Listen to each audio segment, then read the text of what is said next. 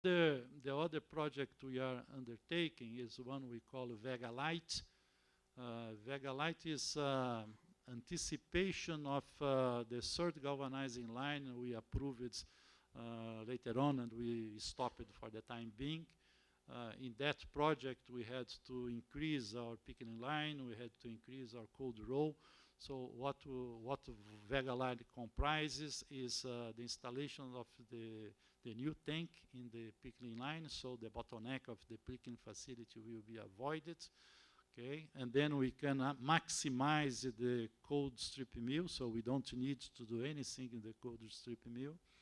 There is some side trimmers, some minor investments related to the substrate of full hard. But basically, the idea is also to install some additional box annealing bases, so we can, with this project, we can increase around 100,000 tons of cold roll over there in Vega, and out of which about 20,000 tons will be hot bands, hot dip galvanized, and 80,000 tons for cold roll box annealed, which is the market in which we are more short of supply.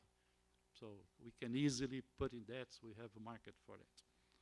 The other projects, the laser welded blanks, we are now discussing to bring some machines for laser welded with Uzi bore capability, so it will complete all the supply chain for the automotive industry.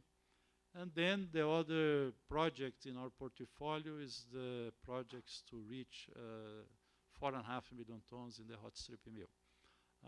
What we are doing now has no capex at all. We think that we can move up to 4.1 or 4.2 million tons without any capex, but further than that, we will need some capex to be bottlenecking the slab yards, the feeding to the furnaces, and also debottleneck the exit of the hot strip mill.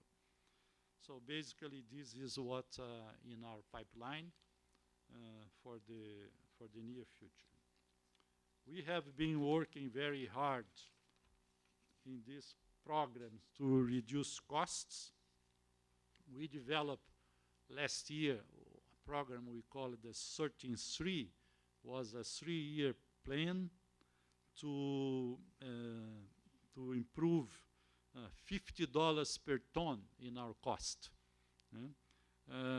This plan we were providing to finish it by 2015, and we were expecting this year to have a benefit of 127 million, but we are doing better than that, and current forecast is that the savings will be around 157 for the current year.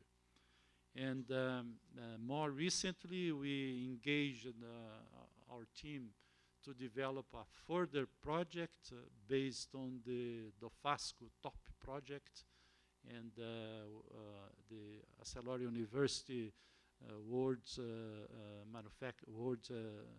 world-class manufacturing projects, in which Vega was a pilot some years ago. So our people starting developing this project in the hot strip mill, so we are progressing. Until the end of this year, we'll have all our units already with this project starting. We named this as a goal. It's a goal. We put a name for that. And if we put the two together, our expectations is that by 2015 we will be cutting our costs by $67 in relation of 2012. Okay.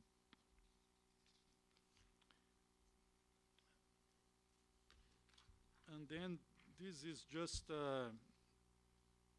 much more to show our colleagues from Latin America that has not been assessing this information beforehand. This information, of course, the GMB knows for a long time.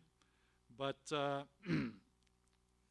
in in the chart on the left side, you can see is the what are the prices, what are the costs here in flat carbon South America, and what is the beta per ton we have been generating over time.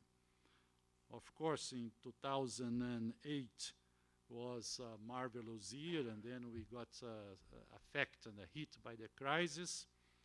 And even though this crisis came very hard on us, mainly on the exports, we were exports of slabs.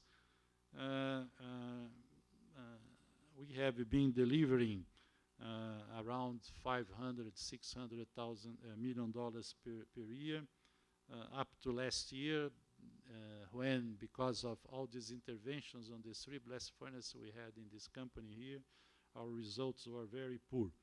But this year, due to this cost reduction plan we have launched, due to the better stability in the company, due to the improvement of our margins in our domestic markets, we are already back to deliver results around $600 million.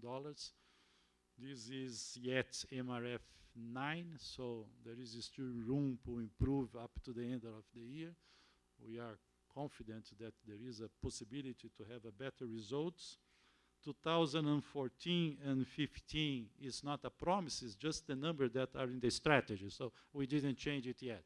So we are just now in the process of revising the budget for next year, but I think that due to the results of 2013, I believe that what we are showing for 2014 will be, maybe we can do even better than we have already.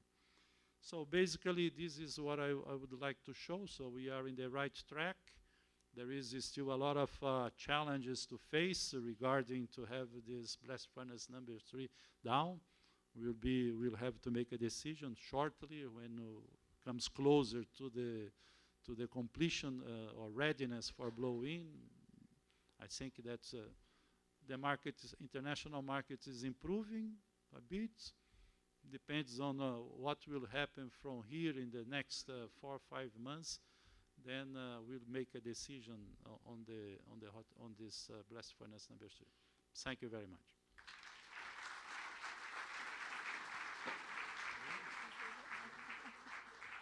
Thank you, Benjamin. Thank you, Jefferson. That brings to the end this morning's session and also the more formal part of the day.